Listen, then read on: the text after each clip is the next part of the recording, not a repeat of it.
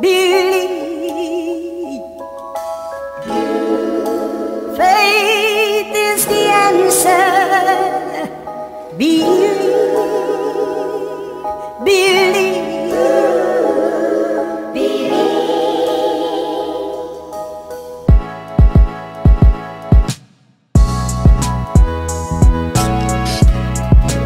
Yeah, the artistry in the videos, man. Every video is a creative concept. Like the Bravo Cafe is pretty sweet. That's in there.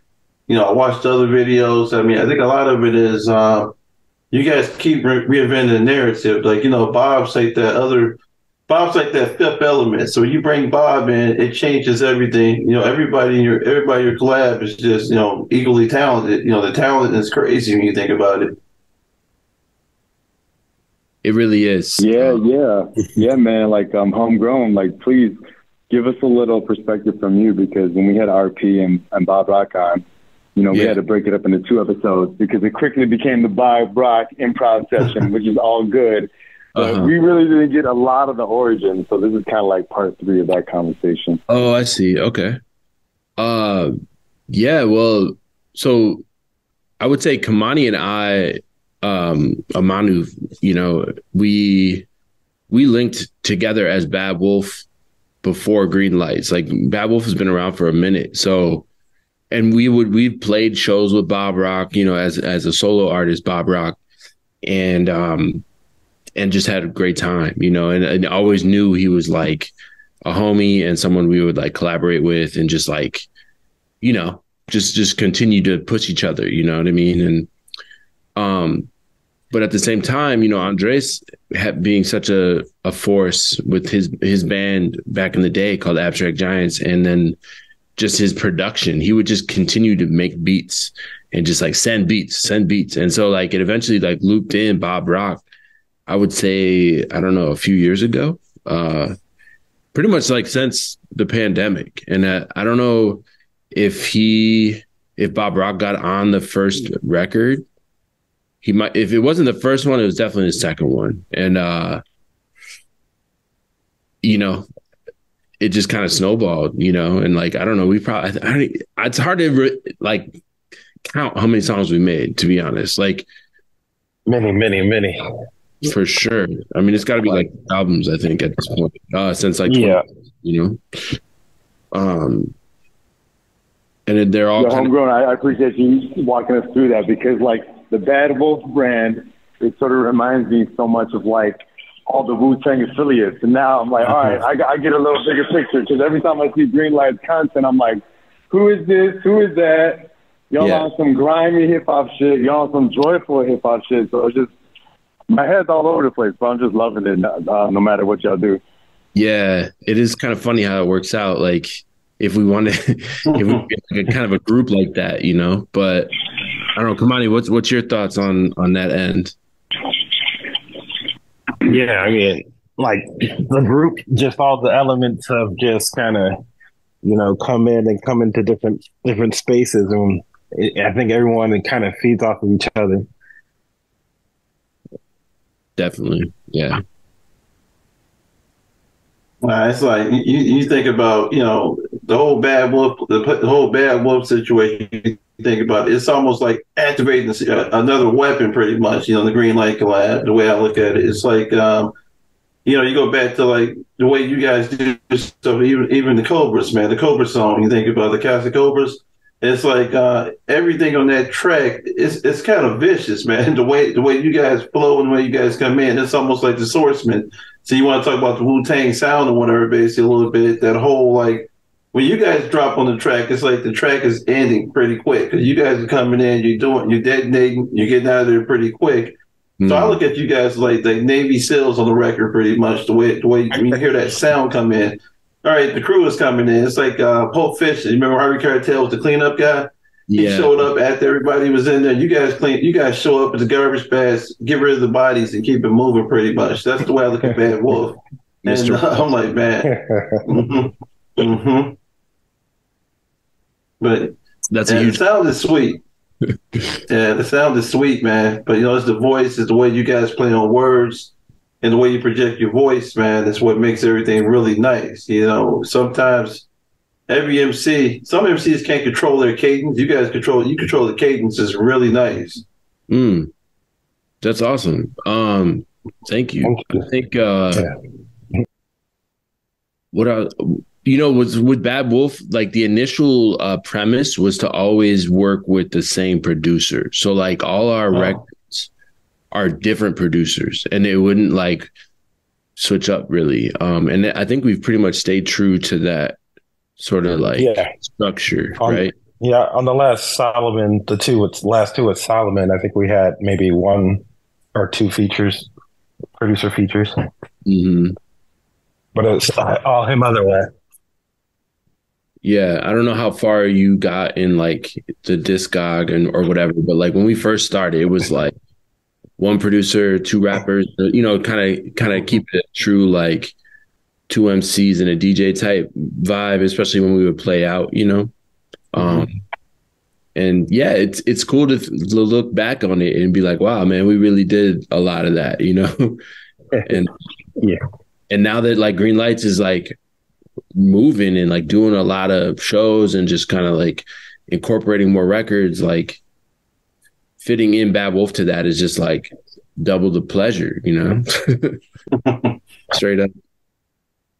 I agree. That's the first thing I picked up, because you know, you think about all the personalities. You know, you write Bob Rock and you throw you guys on that. You're like, man, it's just like it's almost like you're overloaded, but you're sitting there, you're happy because you just going between these different styles, man. But all the styles, you guys what happens is, you know, Bob steps on, then you guys step on, and you guys go to another level.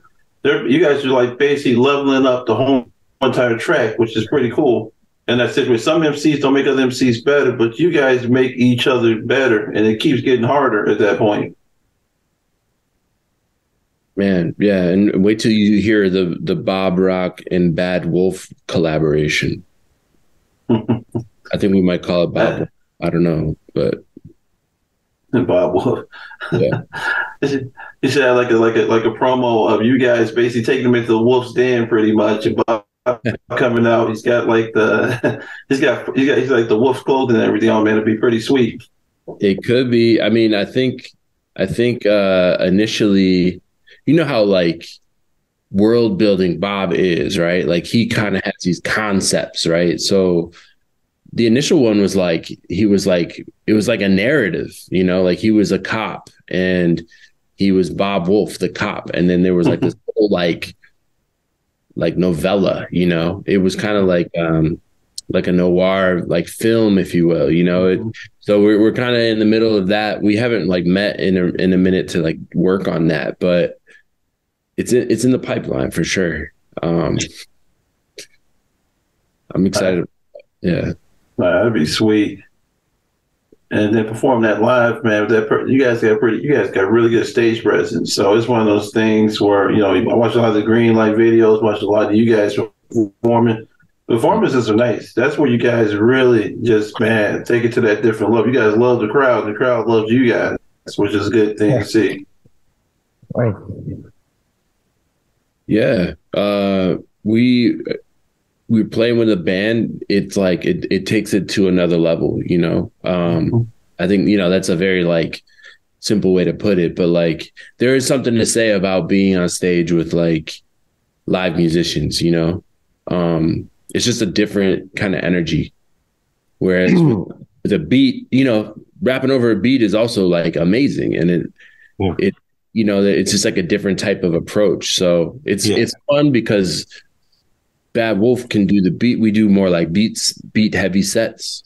We mentioned we had a show last week and Andres has been running our sound for the past couple of sets, RP.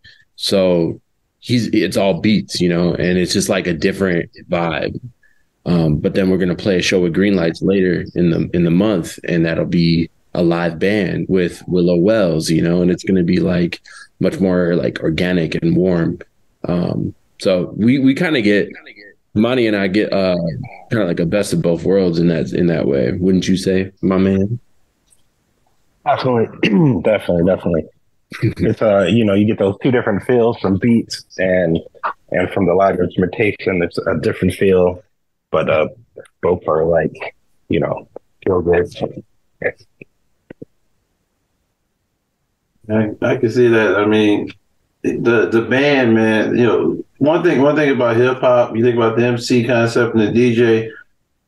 When you put the band behind it, it just makes people go crazy, pretty much. Like it's like recently it was. I think more and more artists are starting to do the live band thing. Which makes it brings the musicians back to the stage, but at the same time, the MC really shines in that situation because there's some things you can't reproduce with a live band that you do in the studio. But yeah, you guys on that level, whenever I listen to everything that you guys do live, I'm sitting there like, man, that sounds nice, because the musicians are crushing it. And it makes you guys go, man, I got to kill this right now. I got somebody playing their heart out right now. Let me go ahead and just do some justice to this track at this point.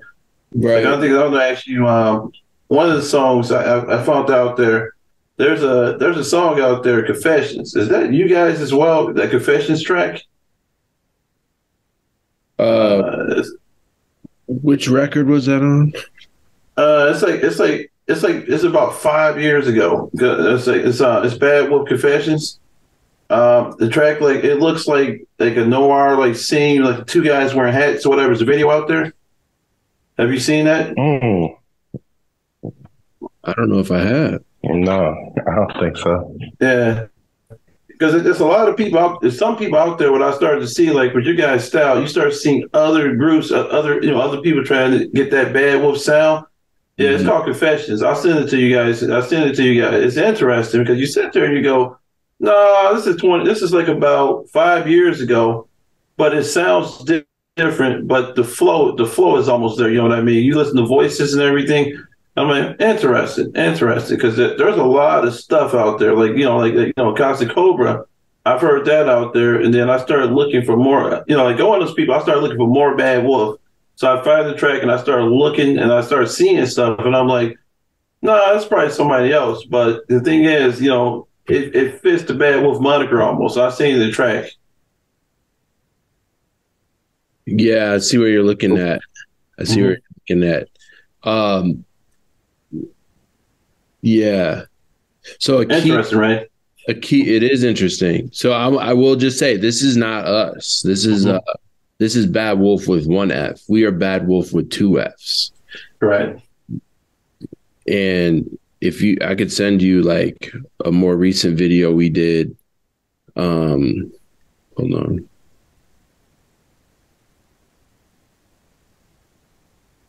It made me wonder who else are you guys inspired out there? Because that does happen. That's the highest form of flattery in hip hop. Is you start seeing other groups that sound like you and stuff. You're like, what is this? It's like like even my kid, I try to encourage her to go on like Spotify and stuff. And then we're doing this new thing. We're finding new artists, on Spotify and stuff. Because it's not like it used to be back in the day where to hear a new artist, you had to go to the record shop, you had to go buy the CD, get the mixtape.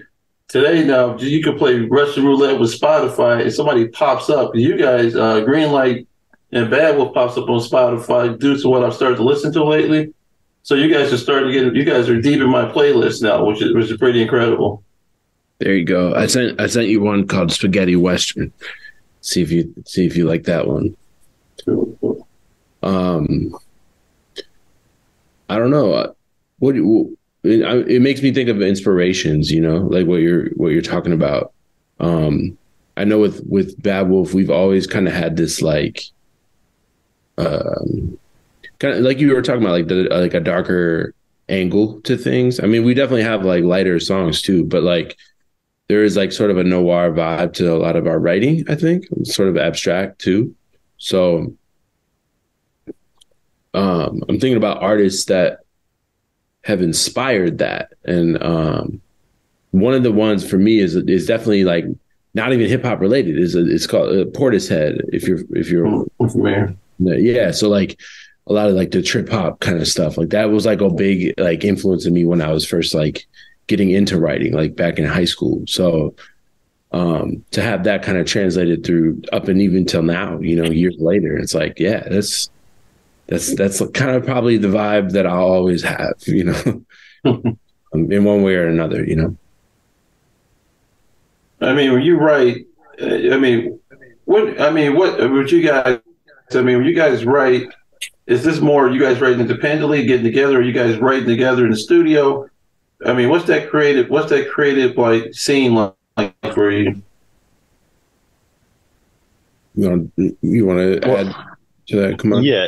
Well, we kind of we do a mixture of those things. So like we'll be like recording stuff and then be sitting there listening to the beat and writing on the spot. And then sometimes we'll like have like a shared Google Doc and like put in bars here, bars there, and then, you know, it becomes a song. Yeah, we've done it a little bit of both ways. Like you said, I think in terms of like, you know, like a lot of times you think of like when you write a song, like you're going to be doing it from scratch in the same room, you know, with the producer, record it right then and there. And I don't know how often we've really done that. We kind of patchwork a lot of the things, but when we end up getting to record, then it's sort of like the process where you kind of like tinker with it and like make things fit together. Right. Because you know, funny you mentioned that's kind of, you know, I was leading into Pot Brownies, because Pot Brownies has that vibe pretty much. That video is sweet, by the way. That's one of the ones that I had that on repeat a little bit at the initial that we met Bob Rock. You know, I was like, what is this? So I stumbled on Pot Brownies, and I was going to ask about them when Bob was on the show, because, you know, we had Andres on the show and everything. I'm like, that's a pretty sweet concept. The way you guys kind of like, you know, at the end of the video, start showing the photos of the past, start showing your history and everything. That's sweet. Yeah, shout out to Ogun. He's the videographer, the guy who made that video.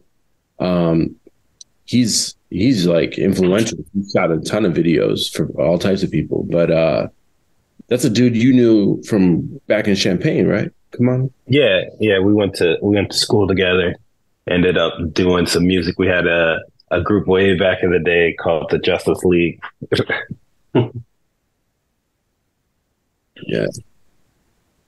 That was a beautiful day, because I think when we shot it, it was like the fall, but it ended up being like sunny and like warm out. And like, we were like, okay, we got to ride our bikes up there to the lake, you know, and all that. And it was just like, you know, just like one of those days where everything kind of works out for you. And it's just like beautiful how it just kind of links up, and we were able to get a really beautiful video out of it. That's honestly probably my favorite video too. Yeah. Yeah, the edits on it are awesome. Yeah. You're right. The city was alive that day. Everything was flowing well in that video. Was that like that was a one-day shoot, right? That video? Mm-hmm. Sure. Yeah, you guys he nailed that, because I was like, yeah, you could tell that the way it flowed, it was put together really well. The creative visuals in that one, and just showing off, you know, like a lot of art, and a lot of Chicago artists, when we show off the city, it's incredible. You guys showed, every artist shows the city in a light that, you know, you look at it different and go, man, I got to drive by there when I get a moment. You guys definitely get that wow factor. I mean, Chicago's beautiful when you capture it the right way. Sure. Yeah. Mm-hmm. Yeah. I'm from here. I love being from here and like representing, and it, you know, a lot of our records for Bad Wolf Records, like the West of Western record, like that's of West of Western, right? Like when me and Kamani used to live together west of Western in Humboldt Park, and it was like, I think that just kind of was the foundation for that record in some ways, you know, taking the bus a lot, living right off of like Division, you know, and it's just like, you know, it's just cool how like your everyday scenarios kind of feed into like our writing, you know. I think that's why we bonded initially, Kamani and I, was because we kind of have like similar approaches to writing. It was like more of like an abstraction, more of a more like leaning towards like the poetics of rapping, and like really like key details and like imagery and like really painting pictures with stuff. And like, I don't know, just like the idea of it being west of Western. I don't know. It's like a vibe around that. So Chicago's through and through is all about is in Bad Wolf. You know, wouldn't be no Bad Wolf if we were in a different city. You know. I dig that. I wanted to. Oh yeah, go ahead. I wanted to go. No, I was going to say I wanted to go back to what something you said earlier because we had a guest on the show that was a Chicago hip hop head, and he actually moved out west, and he had a love for like Wu-Tang and all that type of stuff. He actually wound up like working in like TV and media, but there's this joke that he said on the podcast. I was like, "Hey man, wasn't there a time you were trying to get your you and your lady trying to set the mood right?" And she's like, "Yeah, like stop playing Wu-Tang when we're doing our thing." And he's like, "Oh, what do you want to hear?" And then she's like, "I want to hear R&B. What do you think I want to hear?" So then he's like, "All right, I got something for you, bet." So he started playing Portishead for her. Like, this ain't what I had in mind. She's like, "What, the vibe ain't right?" He's like, the vibe ain't hitting for you? No. Well, Portishead is dope, though. Real talk, though. Yeah. It's like, no, put on that 36 chambers. You know what I mean? So yeah, I mean, like you're tapping into something in my brain too, because like I'm obviously a Wu head. I'm not sure if my ugly sweater gave it away, but like you know, like the Garbage Sound and like the who's that one group that did that collab with Big Boy, Pentagram, like that type of sound too. Like I always kind of vibe off those type of things, you know, because it's kind of like even when like folks ain't rapping, it's just sometimes it's got the hip hop vibe, you know, right behind it. Mm-hmm. I love that record, that collaboration, the Big Boy and Phantogram. That was dope. I feel like that's like a very distinct sound for like when that came out, you know, like that band, like that sound, that Phantogram sound. I don't know how else to describe it. It was just like, it was like heavy, you know. There's like a lot of the instruments, I guess, just like really like guitar, right? Like I think that dude was like a big guitar head, right? Like he had like all types of pedals and stuff. And obviously that girl could sing though. I forget her name, but she was crazy singer. Yeah. I think her name's Sarah, but yeah, it's just kind of like it's been a while. I actually saw Big Grams perform a lot like a minute ago, but it just kind of hurts my soul that, you know, that's the best multiverse version we'll get of Outkast, because, you know, 3 Stacks is not dropping any rock collab anytime soon with his, you know, with his flute album. But, you know, I don't want to judge any hip hop adult that kind of like, you know, gets old and kind of like chooses their own path, because I guess you just don't need to rap to, you know, to live and breathe the hip hop spirit, basically. Right. Yeah, I mean, what was my friend Constantine was talking about, like how much hype that record was getting, the 3 Stacks one, the flute album, and I already saw like Lupe Fiasco put a quick like, I'm like, oh my god, like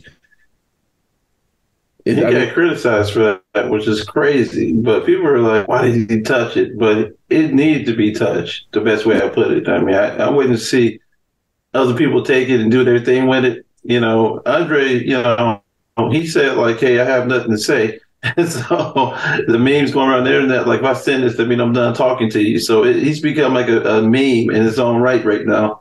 Mm-hmm. Yeah.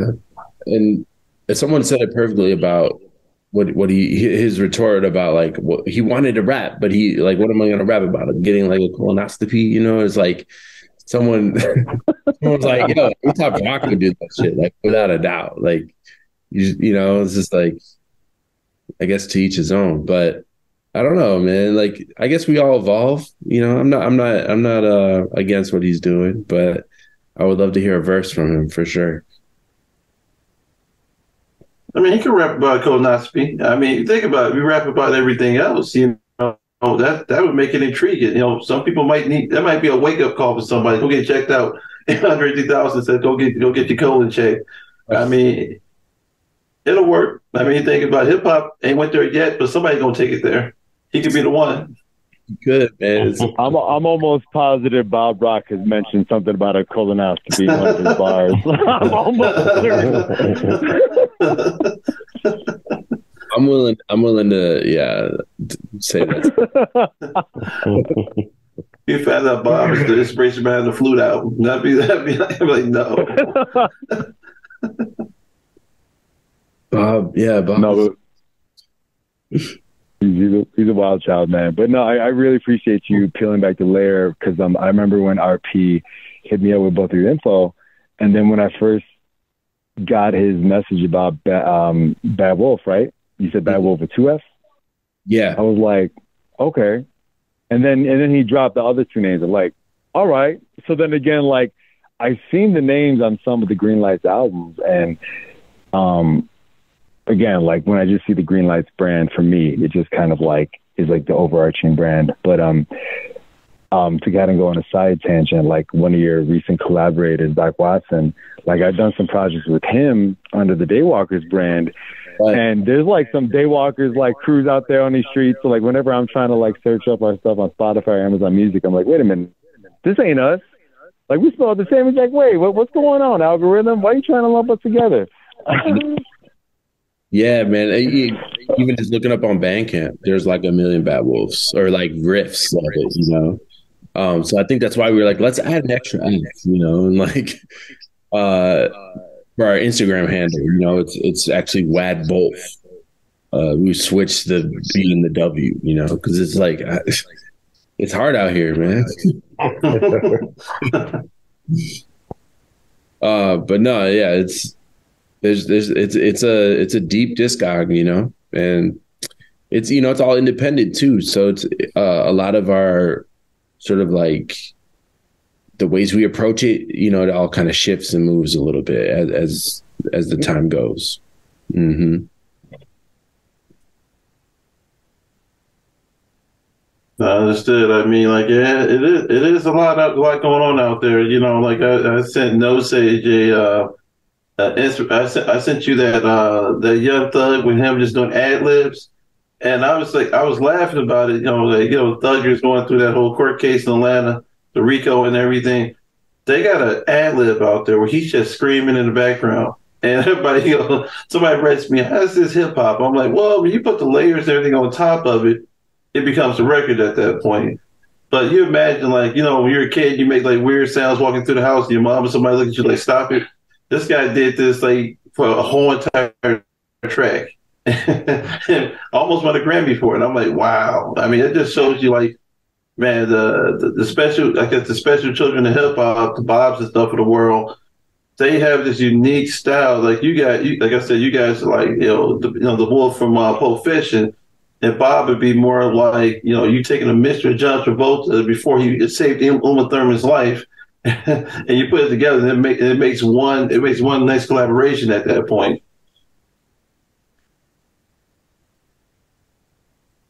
Yeah, you make me want to watch Pulp Fiction now. Yeah, you guys, you know, I watched it the other night, and that's what I was getting ready for this show. I was watching your videos and stuff like that, and I was like, the Wolf. So that'd be a cool concept. You guys reenact that with Bob as being like, you know, the cleanup man. You guys show up and clean up the house, man. It'd be incredible. Clean up MCs. Honestly, pretty cool. I think that's worth to explore for sure. Mm-hmm. Because, you know, in this day and age, anything's a sample, so you can definitely like pick and choose some Harvey Keitel quotes. Yeah, go for it. So say a word again. I know you kind of left the subject, but like, is there a separate project with you and Bob, or is that just like separate tracks, or is there like something in the ether? Because I know that Bob like dropped his own solo project not long ago, right? Yeah. Kamani, do you want to touch on that? Yeah. Yeah, so Bob just dropped an album called Memory Lane, and it's pretty awesome. As far as like we're doing a collab with him as BADWOLFF, we've kind of laid That's what you were talking about, right? we kind of laid the foundation of it, and done some like concepts. So we just had to like wrangle them songs into it. Love that. I dig it. Cause like when we had RP and Bob on first, Bob was like teasing that solo project, and we had him on the podcast like a while ago. So I was like, when is it actually going to drop? But lo and behold, like, you know, it just happened kind of not long ago as we're having this conversation right now. So when do y'all project the BADWOLFF collaboration to kind of kick off? Good question. It's ongoing. I don't know when it's going to be complete. Cooking it up. Yeah, it's in the oven. I love it. I love it.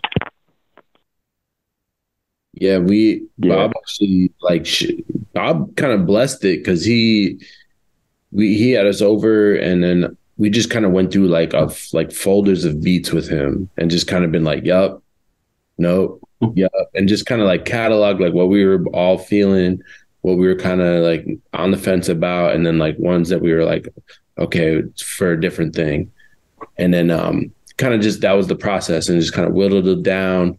And I don't know, we probably landed about 20 tracks. And then from there, you know, probably be like half of that at the most. And then we did a couple writing sessions with that.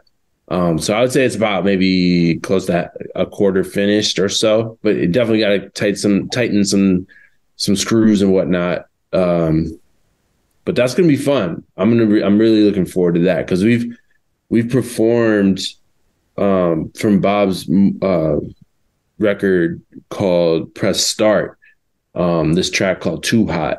We've been playing that live probably since that album dropped like 2 years ago. We just played it last week actually at Liars Club, and it's just like a really fun song where all three of us get verses on it. There's a nice hook that Bob has for it because it's his project, but that I think kind of is like the springboard for us, you know, like the fact that we can like consistently do this one track, and it's like, okay, you know, let's just keep building on this, you know. Hey, I was just peeping that spaghetti western video that you were sending, and I don't know if that's why Novak's been bringing up Quentin with his spaghetti western genre.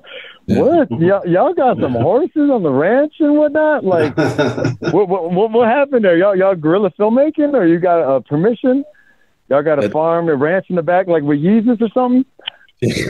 Yeah, we went out to Wyoming for that one. No, I'm just kidding. It was actually my wife, her mother has a horse, like straight up, no, like not even joking. It's a straight up horse named Deal. And that's the one that Kamani's actually with. And then I'm with this other horse named Rembrandt, and it's at this barn out in Barrington. I don't know. We drove out there super early. My buddy Matt was the photographer, and we got permission, of course, and her mom was with us. It was really funny. Like, we were out there really early on. Kamani almost slept through it. Like, I was outside picking him up at like 6:30 a.m. How many times I called you, man? You were like knocked out. Yeah, it was. Yeah, there was some, like, I went to a show, but then when I got home, there's like our neighbors were having a party, so I didn't get to sleep till like 4 or something in the morning. And then you were out there like at 9. I'm like, what? I was like half asleep. Yeah, I was afraid I was gonna have to do your parts, bro. But no, we went out there and that we did that probably in about like 4 or 5 hours. And we were just fucking around out in the woods, just running around. Like, I'm proud of that one because it is kind of more cinematic, you know, and it's like a kind of a lower tempo song. So super storyteller, you know. That one's fun. I like that one. Love that. I love that you out in here in these barn streets. Man, like, real talk, my cubemate actually co-owns a horse, and she like legit takes off will work early from time to time to kind of like feed the horse and walk the horse and whatever. Like it's a joint custody type thing.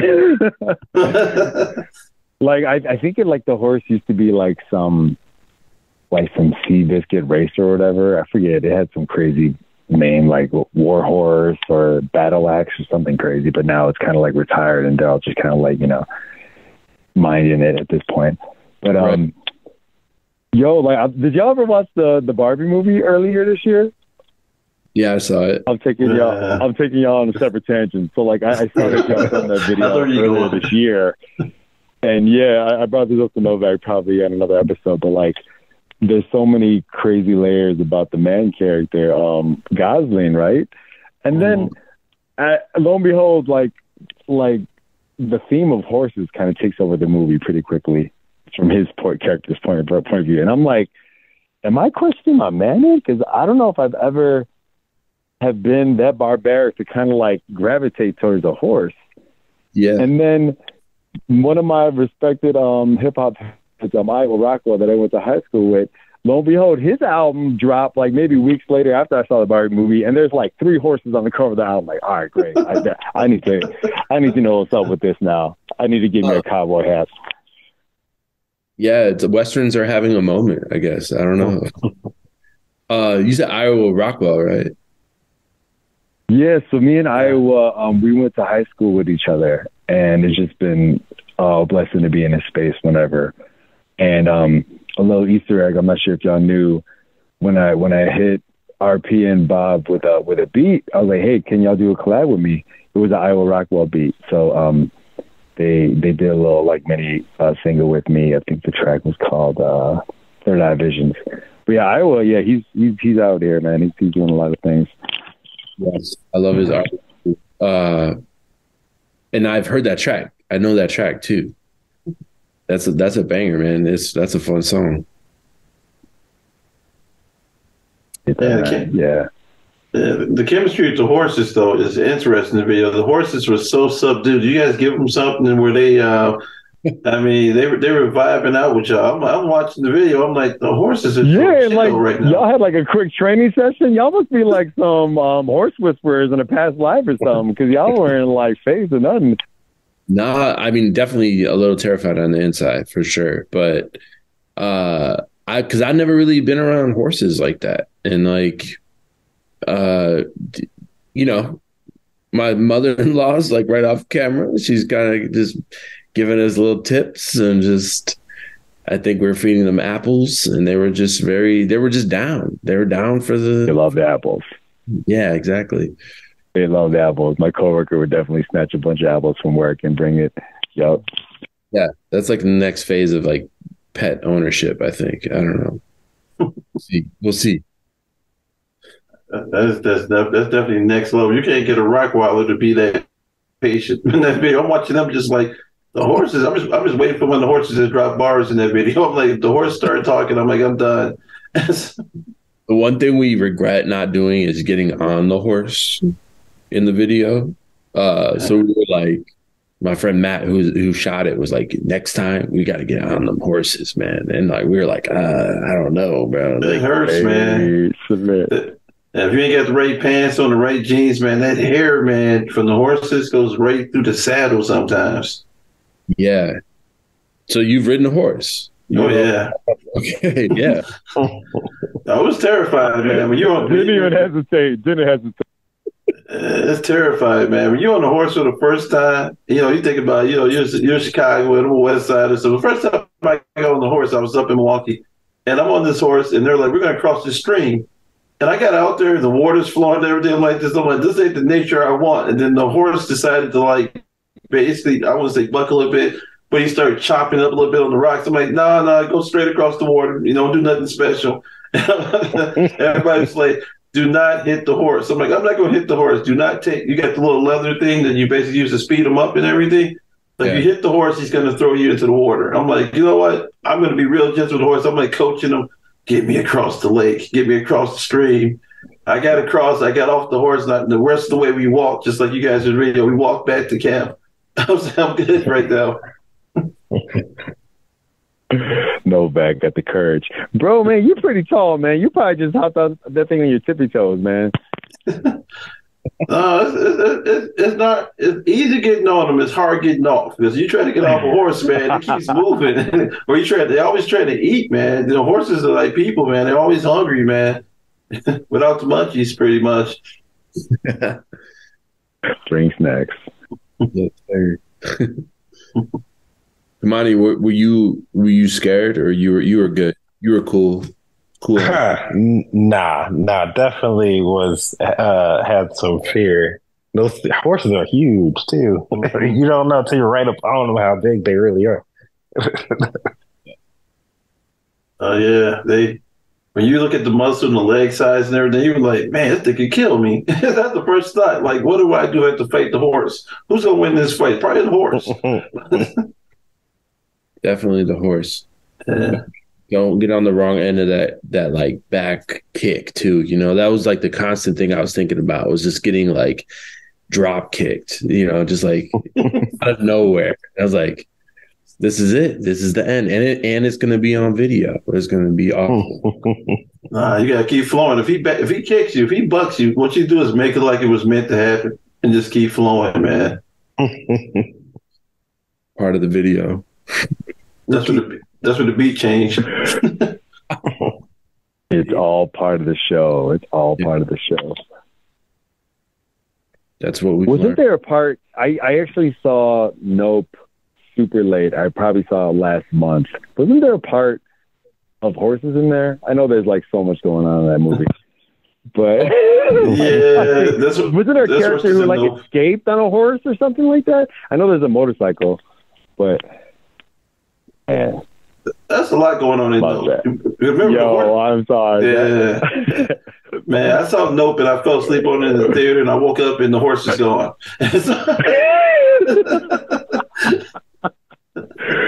That's a scary movie to wake up to, man. That's creepy. Yeah. I'm still trying to figure out what was killing people in Nope. I'm still trying to figure it out. I refuse to go back and rewatch Nope, but at the same time, it's out there.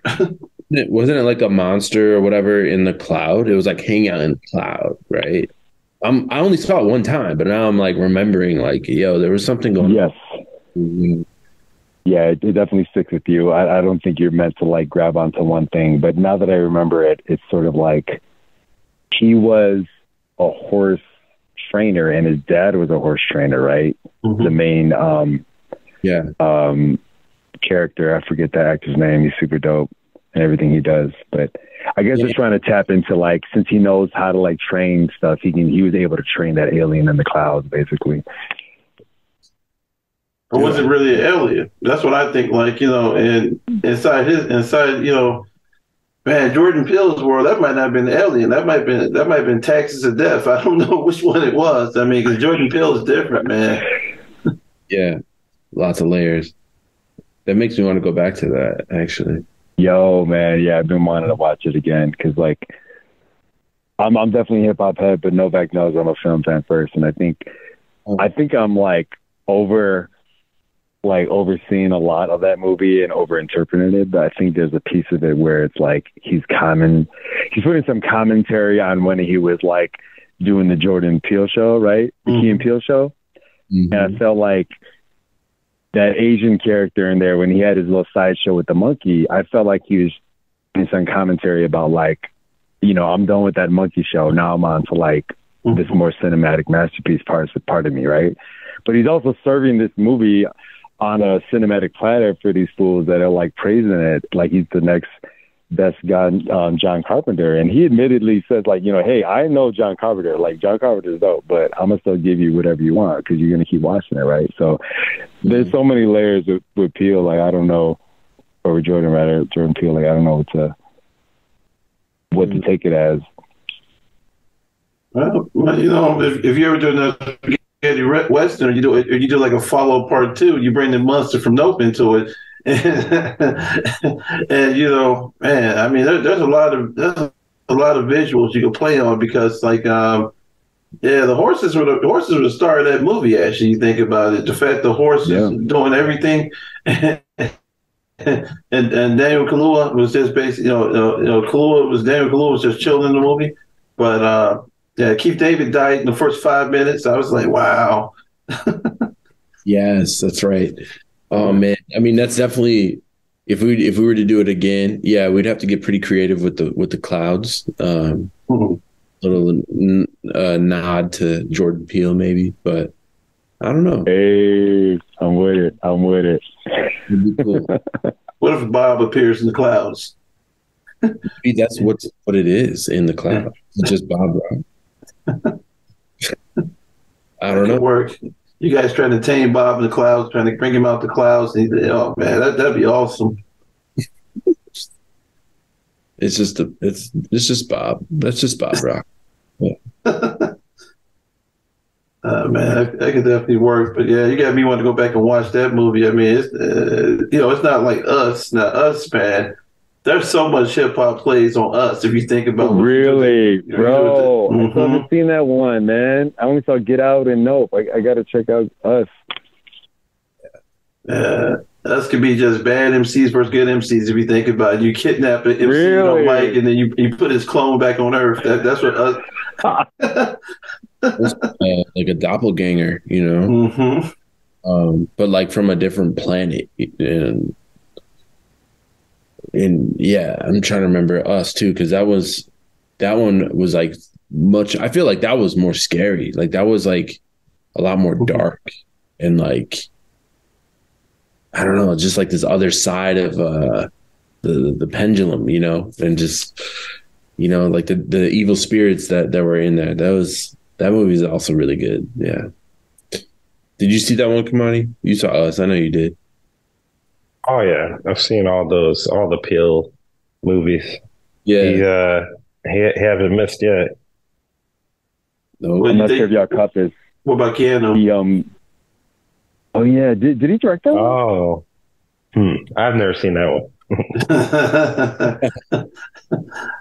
It's always about animal, man. Keanu was the cat. Man, him and Jordan Peele pretty much, and Keanu, and him and Keegan Michael, man, they were just on something else in that movie. All this is about a cat, man, that they had to have as a pet. Yeah. He's got to think for pets. Animals, little critters. Yeah. I think that was sort of at the height of the peak of their powers in the Key and Peele show, because Jordan didn't direct that one, but I'm not sure if y'all saw this announcement. Like there was this 90s decent sort of semi-scary movie called People Under the Stairs. I guess he got tapped to do a remake of that one. I'm not sure if you ever saw that in the 90s. Well, he remade Candyman back here in Chicago again. Oh, that was dope actually. That was I think he produced that one. But yeah. I like the vibe of that one. The actor in that who played Candyman was pretty good. That was great. Yeah, I like that one. I think that's such a like iconic like Chicago story too, you know, and the fact that it got like kind of a refresh, and even the opening scene, you know, how they had like the city flipped or something. Do you remember that? Mm-hmm. It was just like a really cool perspective on just like, because, you know, if you're shooting in Chicago, you're going to get the skyline, right? And the fact that they were able to find like a new way to shoot that is awesome. I love that, like constantly innovating on things that are like, you know, classic and beautiful and like, but there's always like a new way to do it. Keep pushing it, you know, that's dope. Yeah, it was like surreal. He flipped the skyline like that. You're looking at it like, is that the skyline I'm looking at right now? Right. You can tell that his inspiration, I mean, waiting to see what he does next. I mean, that's a lot of stuff that's coming. Like, you know, you think about that. You think about Lovecraft Country, you know, basically, which was on HBO. That was out there. It's like a beautiful show. You know, only got one season of it. Yeah. That was really amazing. That was a moment, man. Like, that was like, I don't know, last time I felt like I had appointment, like, television, you know? It was like, I gotta tune in. You know what I mean? Mm-hmm. Yeah, that's that pandemic. That's that pandemic show, pretty much. It was hit with us during the pandemic, and then it went right away. Fever dream, man. That whole time. crazy how that happened. Definitely. But yeah, I definitely want to be respectful of y'all time because I know we had y'all on for an hour or so, but you definitely can chop it up more if y'all want. I'm curious. I know you got a show with Green Lights coming up next month, but yeah, and obviously the BADWOLFF project. But are y'all gonna like do any shows as BADWOLFF like coming up or anything along those lines? Yeah, come on, you want to talk about that? Yeah, yeah, we got a show coming up at this event called HipPodHedz that comes on at or is at Elastic Arts. It's December 22nd. Yeah, if Elastic Arts, if you guys are you guys aware of that venue? It's like I don't know, it's grown a lot. It's kind of like a jazz space, like a lot of jazz music, but we've played there a few times now, and it's a fun time. It's kind of like a community vibe, and this dude named Kaio Razen is the host, and he's one of one, man. He's a unique cat, and he's very kind of theatrical and has a lot of like moving parts to his shows. So it's cool to be a part of those shows with him. Yeah, so that, and it's called HipPodHedz, so it's always around this time of year. So the 22nd, and that's in like Logan Square. University. Dig it. That's dope. So that's a BADWOLFF, and I know any of y'all as separate ingredients. You know, like Aloe on the ones and twos, and you know Willow singing and things, and you know even Bob obviously like. When y'all form like Voltron, like it's super dope to be honest. But y'all doing your own things is amazing as well. So like, did both of y'all come up in Humboldt Park, or how did that work between you two? No, I grew up in Oak Park, and once I moved to the city after college, I guess Humboldt Park was sort of the landing spot. Like that was kind of where rents were cheapest, and like a lot of my friends were living. So it was just kind of like, this is the place to be. And that was probably like around 2010 ish. And so that's sort of also when I met Kamani, and we weren't living together at that time, but that's when we had met. And so, you know, a couple of years go by, and it kind of evolves that way. But yeah, bounced around. I lived in like Logan and like Irving Park. I'm currently now like out in Southwest Side, like McKinley Park, Bridgeport area. Oh, okay. And yeah, we were talking about the West Side. Like I work out west, but yeah, Southwest, which is cool. I like being out here. It's definitely more like residential, but there's a ton of like cool, like creative people out this way too. So I kind of want to bring like the Green Lights and the Bob Rock, BADWOLFF like energy. I want to bring some of those shows down here, because there's a couple like DIY spaces down here that are kind of popping off. So it'd be cool to like have a show down here too. Yeah, it's booming in that area right now. I know exactly. A lot of my kids' friends live in McKinley Park, that Southwest. What you're talking about? Yeah. And you know everything off of Archer, you know around that area, everything off of Halsted. Halsted got a lot of new spots up and down Halsted. If you drive down Halsted and you go toward like 31st over there by the Starbucks, almost Bridgeport, over there by Big Kahuna. I don't know if you ever seen Big Kahuna over there. So Big Kahuna is like a uniform shop for kids over there. So all the kids go to Big Kahuna. I was over there 2-3 days ago. I went in there, and this one guy I know, he was like, "Yeah, having a show at Reggie's." And I'm like, okay, wow, this is like enlightenment. You're in somewhere and somebody's trying to get you back to Reggie's. You over in Bridgeport. So that just shows you that Bridgeport's starting to like, man, get trendy hip hop. You know, everybody's getting hip hop over there. Everybody's getting the shoes. Yeah. So that area's changing tremendously. There's an old theater that just got renovated called Ramova. It's like a sister theater to the Music Box that's up in, you know, whatever that is, Lincoln Park, or I don't know what, you know. Yeah. But it's like a carbon copy of that same building, right? And it was condemned for like 30, 40 years. And so it recently just like I think it's going to open up like around New Year's, and it's going to be a venue. I think Chance the Rapper is one of the investors in it. So yeah, to your point, like it's going to start. There's going to be a lot more attention on that Bridgeport, like the South Halstead space. So it'd be cool to kind of like be on the forefront of some of those early shows, and you know, it's always fun to play because we've played so many shows, but it's like, man, the new venues that are popping up. It's like those are new opportunities to kind of like play for different parts of the city, you know. What's that venue that's over there in Chinatown? That new venue, that new spot. Like, you know, you're driving down Cermak, there's like a theater over there. I know what you're talking about. I'm blanking on the name, but it's right down the street from Skylark. Mm-hmm. I can't remember though. But I've never been in there, but I've seen it. It looks pretty big. It looks like a big artists go there, like national touring acts and stuff. Yeah, I drove through there one night, and you can hear it. You know the venue nights when you can hear the drums. I heard it like I drove by and I'm like, wow, what do they got in there right now? The sound was incredible. Actually, Kamani, do you remember we used to live together with Cam, who's also in Green Lights, Appetite? I don't know. Did you guys talk to him before? He's one of like Andres's RP's longtime friends. They were in a band before Abstract Giants. Abstract Giants. Right.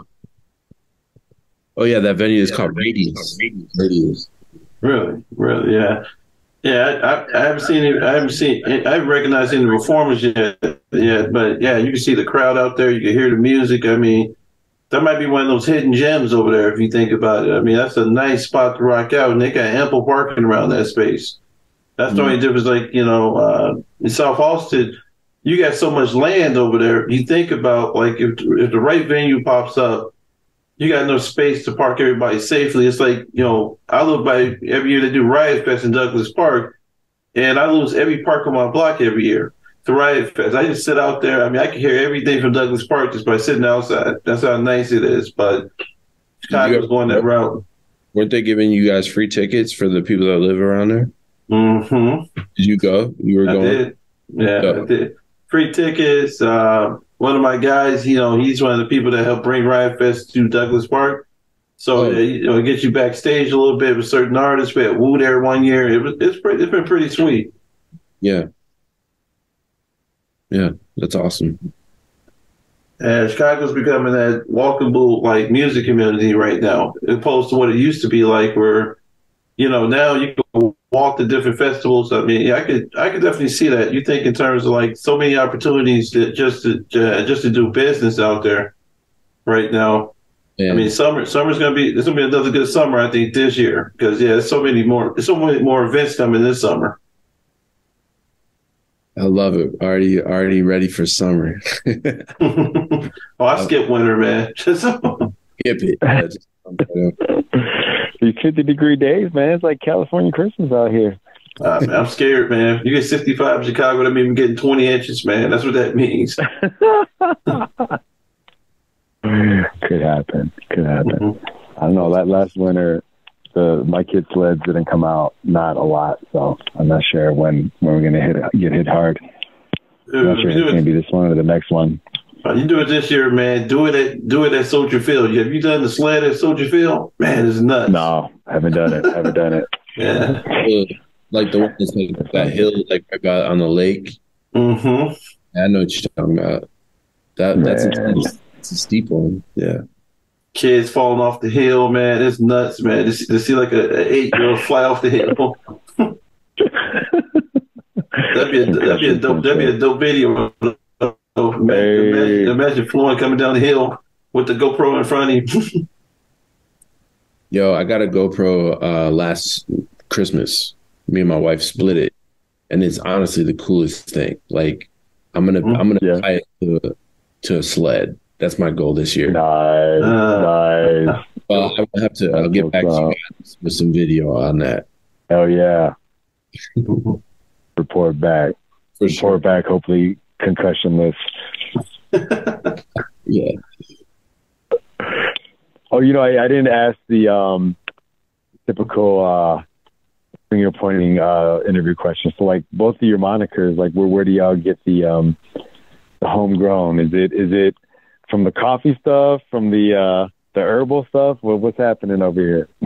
Well, yeah. I mean, I've always said it started out as like a herbal, you know, appreciation, especially Right. I've had it forever, right? Since I was like in like Louder Than a Bomb when I was in high school, you know. So I've always loved the idea of like just the imagery again of like growing words from the soil from where I'm at, you know. So Nice. that's kind of it. There's not much more than that. And then your buddy here, Kamanu, is that just the first letter dropped, or how does that work? Oh, yeah, that was like from a anime, and then it got like it was a much longer name. It's just gotten shorter. Oh, shit. And then All right. yeah, and I also go by Spider Face. Hence the emoji over here. I love that. I see that. I mean, what's the anime? This was Legend of the Overfiend. It's like one of those like really twisted things. That, so the name was originally Amano Jaku. That's kinky as hell, bro. Yo, my dirty old uncle like shared me some footage of that. I'm like, bro, what you sharing with me at a young age? Yeah. But it stays with you, bro. It stays with you. I can't unsee it. I gotta look this up. What are you talking about? Yo, going incognito, baby. Go incognito if you're looking it up, please. Don't forget about the Demon Slayer reference in that situation. Now, no stage to our kids, that'd be Demon Slayer. Let's come on that show as well. I thought it was from Demon Slayer. I'm like, I can't be Demon Slayer, but yeah, I do a lot of anime too, man. It's like, you know, I grew up on Cowboy Bebop, Ninja Scroll. I grew up with all the evil classics, man, at that point. And then I got into now I'm into Lupin the Third. I'm watching Lupin the Third episodes from like 1975 now, and I'm learning that show is wild, man. You know. Yeah, man. He never gets caught, man. They were doing BBLs back on Lupin the Third in the 70s. Check that BBLs. I'm like, what is this? Is that a BBL? Wait, so you talking about like, is it a Lupin animated that's like sort of based on that same Netflix show that's out right now, basically? That live action joint? Netflix is based on that. The origins of it? Lupin's been around since like the 60s, man. And I didn't realize it because, you know, Speed Racer got me into Lupin. So what happened is I watched old Speed Racer episodes, and, you know, with Speed Racer, Racer X, man, you found out that's his brother and everything. When you're a kid, you're like, that's his brother. He never really did die, you know. So anime, Racer X. Racer X, man. Anime is like, you know, you think about how Wu-Tang got into like all the Shaw Brother movies, right? So every Shaw Brother movie, like, you know, 36 Chambers and everything like that, you know, you know, animates the same way. If you think about that, the hip hop to a certain level, because like, you know, Lupin on Netflix is pretty sweet, but it's international by, you know, being a French like TV show. That one is, but you get into the other Lupin shows, man. All different characters, you know, you got, you know, he never gets caught. You know, he's chasing some woman. It's one episode where he was just like, I gotta have her. And I'm watching it. It's like 1972, and I'm like, he gotta have her. I'm like, man, he's on some real Diddy at that point, man. You know, and Lupin's like Diddy. It's like Lupin's like Diddy without like J. Lopez at that point, if you think about it. I mean, but the shows are hilarious, man. And like, you know, we just finished up Attack on Titan. And my kid was like, I hate Aaron. I was like, good night. So, you know, that show, man, you You know how it is. You watch a show for like 3-4 years, and they do the Dragon Ball situation to you, where they give you a bit and piece every year, then they cliffhang it. Like Attack on Titan. I was disappointed with the ending, but I'm really looking forward to this new Dragon Ball series. We get the new Dragon Ball show just because, and that's going to be dope. But if we get that back, maybe rumors that Voltron might be coming back, Thundercats might be coming back. But I want a hip hop version of Thundercats. That's what I want so bad. You imagine the artists doing Thundercats, right? You imagine what that soundtrack would be like. I think that would give the Spider-Verse a run for his money. A Thundercats live action or anime. Oh my God! Today,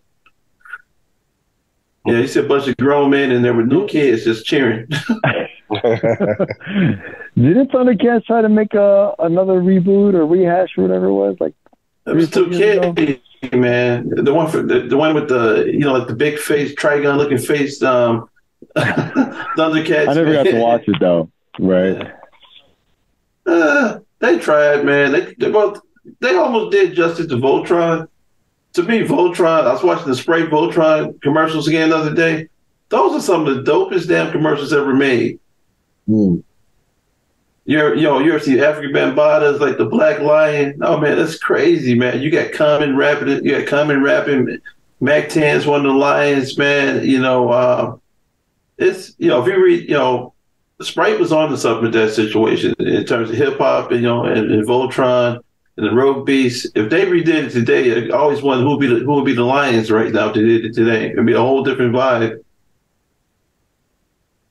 I'm looking it up. Voltron hip hop commercial. Sprite, look those up. Yo, that was a moment. That definitely was a moment for sure. It made Don Cartagena a household name at that point. When Fat Joe showed up in that commercial. Yeah, Sprite had a handle on the hip hop scene, like when they had like the hip hop quotables on the cans and stuff. Mm-hmm. But yeah, the anime stuff, like I haven't really watched a lot of recent things, but like my head's spinning here because like hip hop being sort of like the adult entertainment to a young listener, right? And it's kind of like, are these kids really listening to this stuff? Like it's sort of like anime too, right? Like talk about like Ninja Scroll and like Go-Go 13, like all that stuff is so graphic, you know what I mean? It's like those are the things that I remember, and it's so hip hop, right? Because it's so braggadocious, it's so like action oriented, but it's also like CAF too, Yeah, you said Go-Go 13. Go-Go 13. Oh man, you took it back. That's up there. Yeah, it's some stuff, man. Like Cowboy Bebop. The first time you meet Spike, and you'd be like, "Wow." I think I was like 10 or 11 years old, man. I got into Cowboy Bebop, man. It's crazy. Like my kid now is trying to discover this stuff, and you're right. The hip hop reference. There's so many artists that drop references to Ninja Scroll. Some of the dopest lines and some of those. If you ever look for inspiration, you write that night, watch anime. It's crazy because they're doing stuff in anime that's mind blowing at that point. Ghost in the Shell. You think about that. I've heard Griselda reference Ghost in the Shell. Fist of the North. Oh man, I know better. Yeah. Nah, man. The North Side, yeah, that's a dope concept. Touch your body 14 times, your head explodes. Yeah, and that's some graphic stuff. Yo, I'm watching this Sprite commercial. I've never seen this before, but it's wild to see like Big Pun as the Yellow Ranger or whatever. Like it's crazy. Mm-hmm. Crazy, man. It gets even crazy when African Bambaataa shows up to Zulu Nation. This is like, and they rapping at a different cadence. And you got Mac 10, like, he got the West Coast vibe, and all the Lions basically are getting trashed at first, and they form it then. Yeah, it's dope. I mean, I would pay to see, like, man, if they bring a Thundercats, man, you imagine, like, if they didn't use main art, they say, hey, man, we want a Bad Wolf Thundercats collaboration. That's where I want to see hip hop go in that situation. It's like, hey, wish that into existence, please.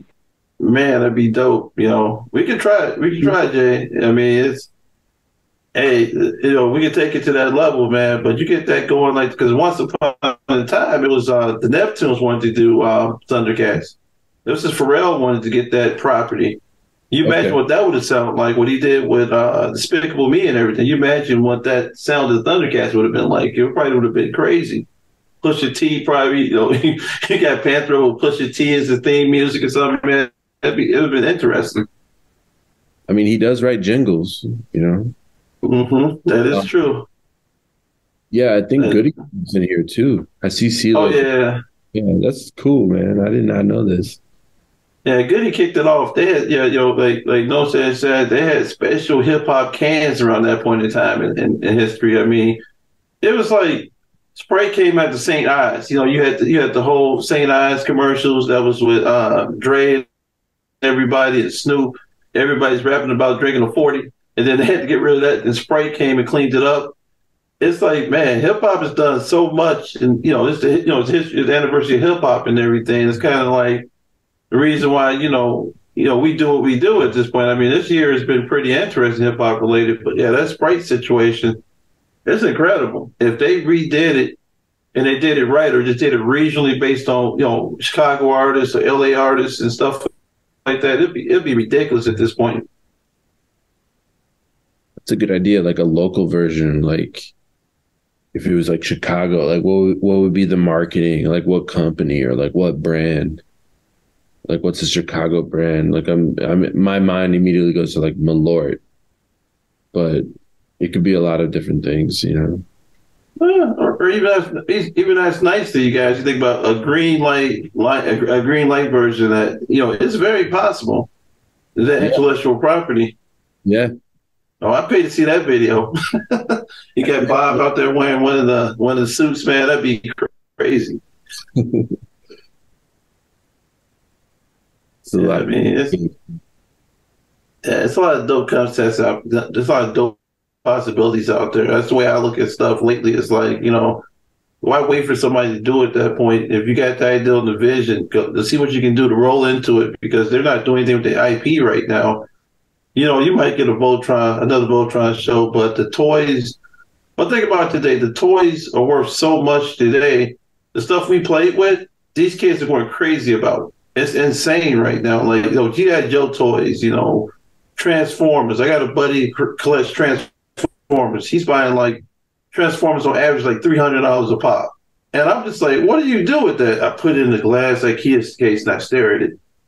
I'm like, I need to do more than that. You took me back Christmas '85. You're scaring me right now. And so put away your Optimus Prime. I mean, I bought one recently. I bought an Optimus 85 recently, and it's a cool toy. You know, my wife doesn't understand it. She was like, what do you spend $400 on? I'm like, nothing. Don't worry about it. Stay away from my Optimus Prime. Like, I'm trying to get a Megatron now. Yeah. But those things are running like $1,300. I'm good for now. You know, that's my own personal funds.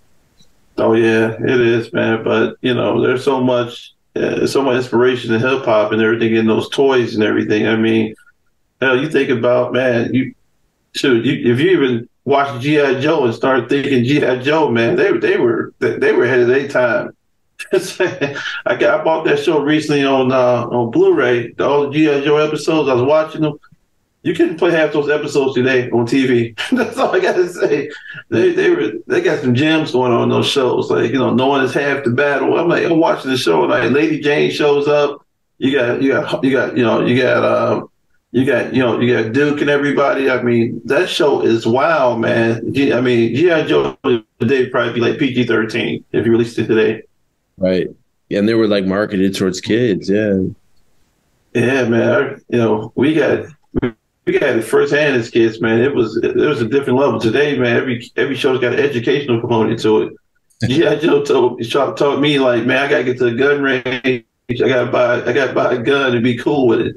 That's what G.I. Joe taught us. Yeah, live off the grid. Yeah. How to survive. Yeah, go hide in Humble Park in a bar nobody knows about. That's the grid today. Yeah, seriously. Those PSAs at that, those are brilliant. Those are really good. Oh man, to say no to drug PSAs where everything was hip hop. Wow. That's brilliant. You can do that. That would be cool. I can do a PSA. Oh yeah, you can definitely do it. Everybody did CDC, so you do another PSA. You could do like a Breaking Bad style crystal meth PSA. Would be dope at this point. Opioids, but man, people would be really into it at this point because that's what's going on today. But I think, yeah, yeah, definitely. Yeah, like I'm gonna go check this place out behind me tomorrow. You guys seen this? Cos MCs, the new McDonald's. Yeah, I heard about it. It's like McDonald's ripoff, sort of, right? In Bolingbrook? Yeah, it's not too far from my old job. I'm gonna go check it out, man. They said it was a 45-minute wait to get a cheeseburger there. It's the same cheeseburger, everybody. They did a McDowell, like Coming to America, like logo out there. They were building and people were like freaking out, like, what is this? Why are you putting this in my neighborhood? So, that's the first one. It's just a McDonald's, or is it different? It's McDonald's. Like McDonald's has concepts and food that we never see sometimes. So, like they had the McLobster and the rest of the stuff, and they got a lobster roll, and it blew. The first time I saw it was out in Boston. Somebody said, "You want to get a McLobster?" I said, "What?" They had rice on the menu. They had pizza on the menu. McDonald's is interesting. That, you can't dispute their effect on hip hop. They've been feeding them seeds for since the arches went up. So you go to Times Square. Yeah.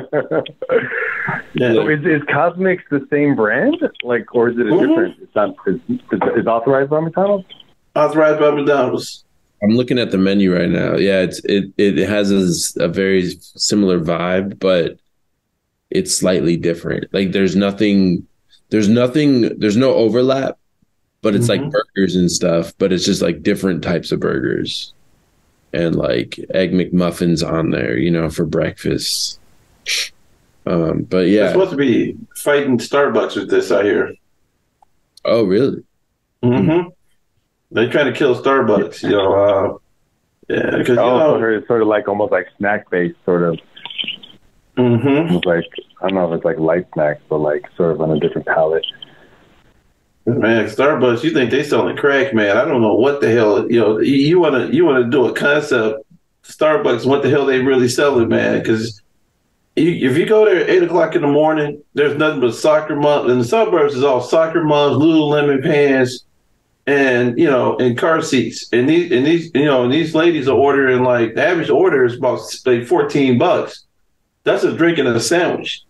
So, and they pull through it. I know some people drink Starbucks 3 to 4 times a day, and I'd be like, how do you get a chai tea 3 times a day? But that's what they're doing now. They're about that Starbucks life.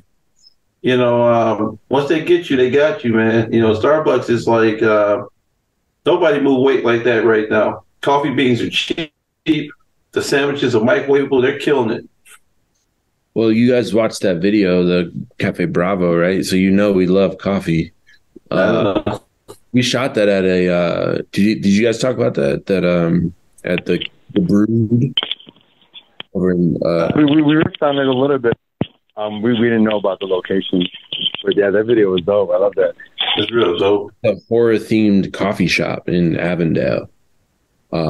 If you guys are, it sounds like, film, we've talked about that and horror. So you guys should check it out. There's a ton of memorabilia in there too.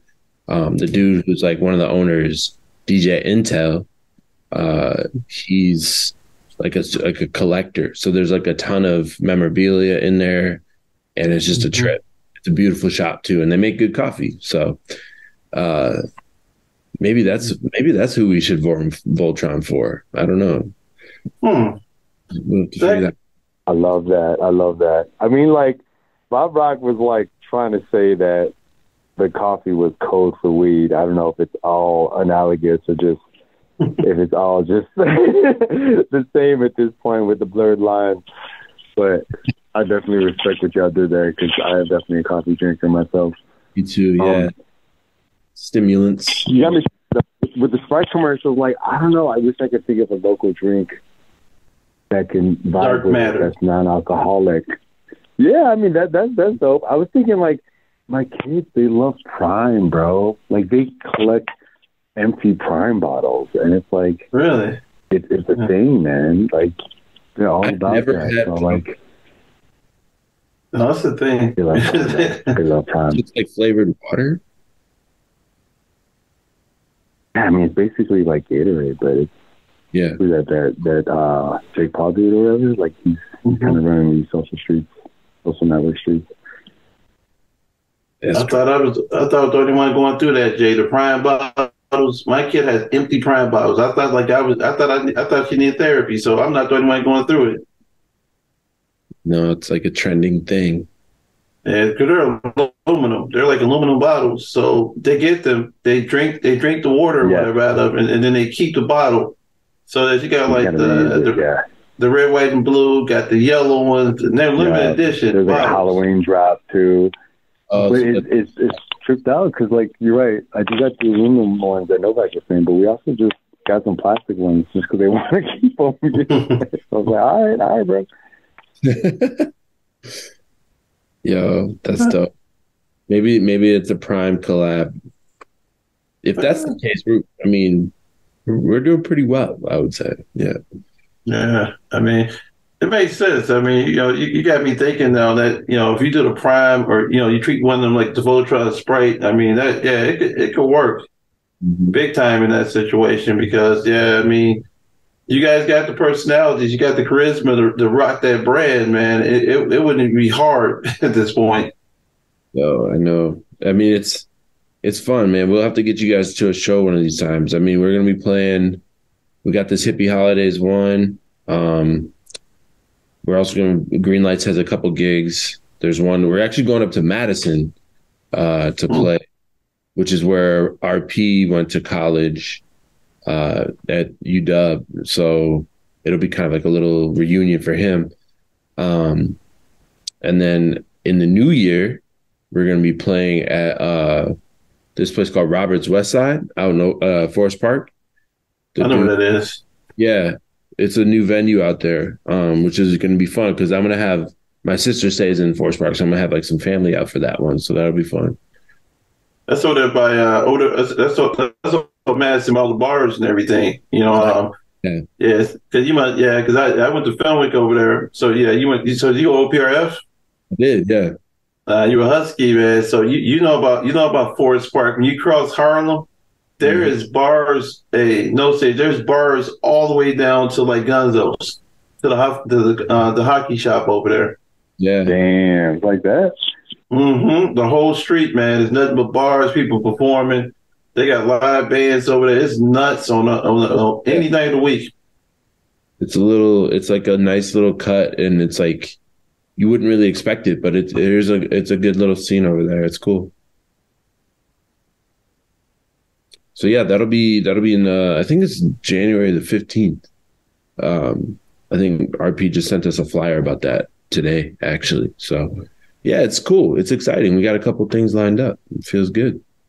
And keep this momentum going, Nah, that's nice. You think about it. I mean, because I know about Beacon, over on Circle Beacon Pub. You know about them.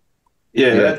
No, you got check that area out. Definitely, there's a lot going on over there. All the older bars are shut down. They put new bars in. Because when they closed, I forgot what closed up recently. One of the ones was shut down. I think it was some guys from Fenwick that owned that place. I can't think of it. Docs. I think Docs is gone. To be honest, I'm not. It's been a minute since I've been over there, but I wouldn't. It feels different, Like I feel like there is a new kind of wave of like places, so I'm excited to check it out. Like I said, I got family in the area, so it would be cool to kind of like see what their places are and stuff like that.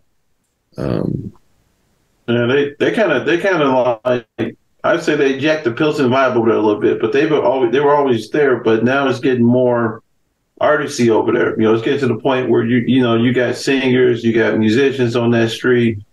So it's a nice take. I mean, because I still think Pilsen, as you know, Pilsen, where you're at, South Halsted is booming right now. You know, downtown Chicago ain't really got much going on. It's dead. So everybody's went to the edge of downtown right now to have their creative space. At this point, the north side is the north side. The north side is hit or miss. If you get deeper toward, we call it the North Pole. When you get deeper into the North Pole, it gets different up there. So you got to know somebody going to the North Pole to perform and doing something like that. I know, yeah. Rogers Park. You stay in what, Andersonville, right? Ashland's hot. And Ashland's hot over there. There's a lot of stuff like, when you're Andersonville, right when you pass the McDonald's and everything over there. They got a couple of clubs and bars over there. So and then you get to, Wrigleyville's got spots. Wrigley's booming again right now. Like high tops and stuff. I know people used to perform at high tops when I was in college. That's how crazy it was before Sub T took that whole space. And, it's amazing how many times you walk by Sub T in your life or go into Sub T in your life and realize that everybody has been in Sub T at some point in their life, or people that perform in Sub T. We found that out with Crave. I don't know if you guys are familiar with Crave. Yeah. We were like, this dude was the bouncer outside. I'm like, I know this dude from somewhere. That's the dude that kicked that dude in the head. So it's a small universe, man. He was like, oh, I know this cat, man. I mean, yeah, Chicago definitely is 6 degrees of separation all day.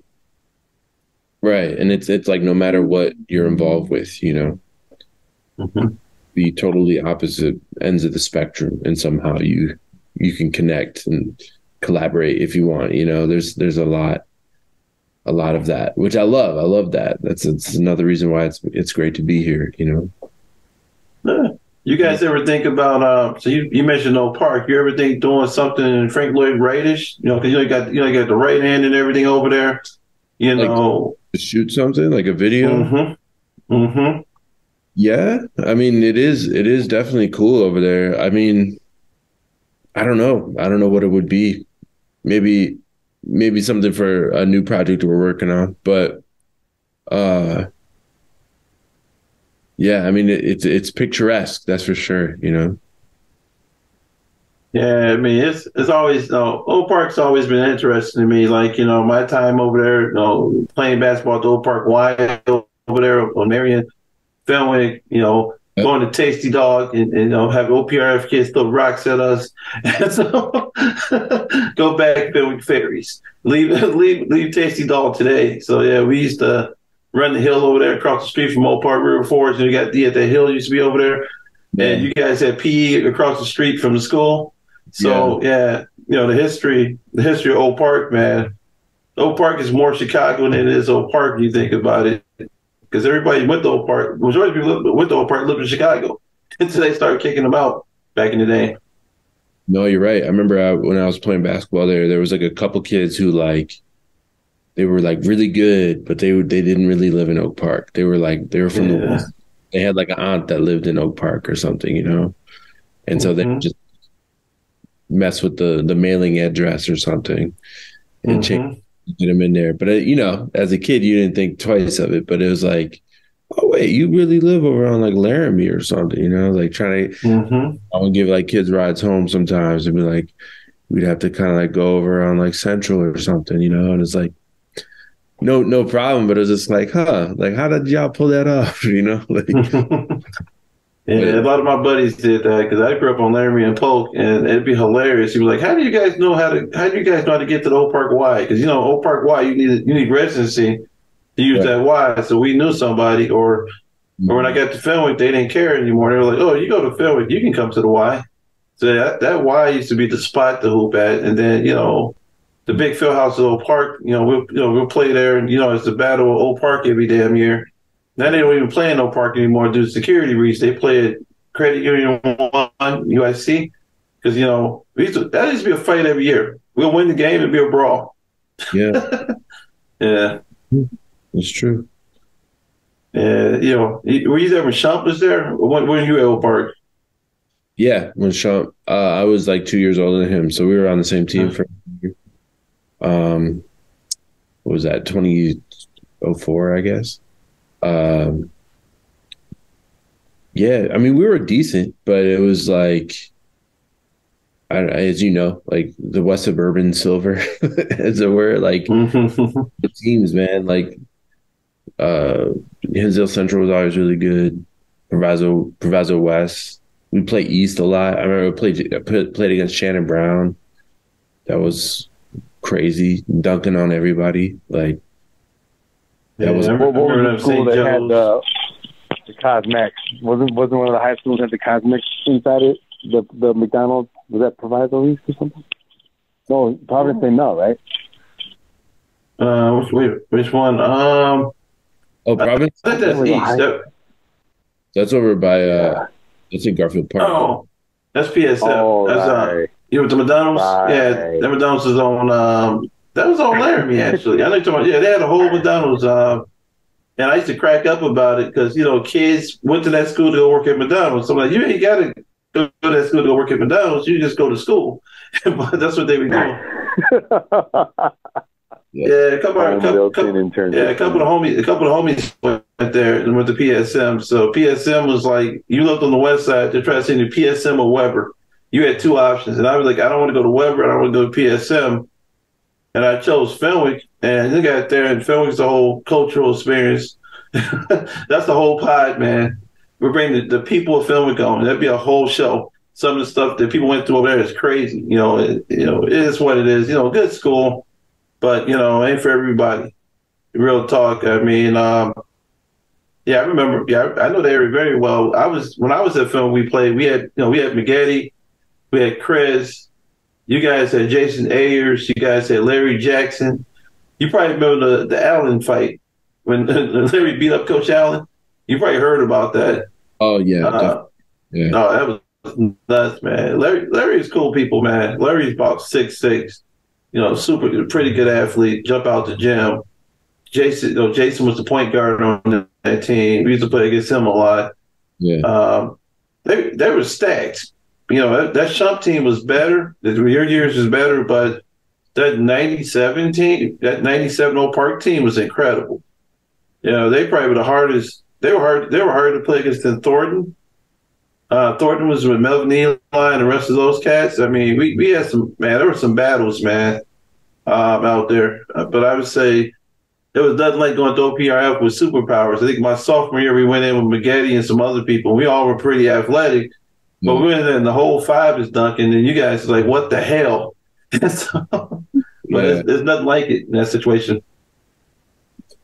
Yeah, it's fun. It's fun. That's why today was kind of cool because, like, at my school, Raby isn't really much like in terms of a powerhouse, but it's just fun to be in the environment, and like seeing kids compete and stuff like that. It's cool. It's cool to kind of like touch back into that because that was like a big part of my life, my early life, So it's cool to just kind of like remember that, So since you were at the scoreboard, you were playing like the warm up. You weren't playing the warm up music for these cats. Oh yeah, I had nothing to do with that, but it's definitely. I mean, a lot of Meek Mill, basically. Oh man, I went through that. Jack and Kobe. Man, I tell you, Taylor Swift at the old St. Mary games. The first time I heard Taylor Swift at a game, I just wanted to leave the gym. The little girls are warming up. They was like, "It's me. I'm the problem." I'm like, no, you're not the problem. Turn this off right now, man. But they were singing Taylor Swift, man. Each his own right now. My kid was like, she's hip hop. No, she isn't. He's Taylor Swift. Man, I want to see. Maybe that would be because like the security guard is like hovering around, making sure it's like clean versions of songs. Yeah, they're kicking off, man. They would look at me like I'm crazy. Yeah.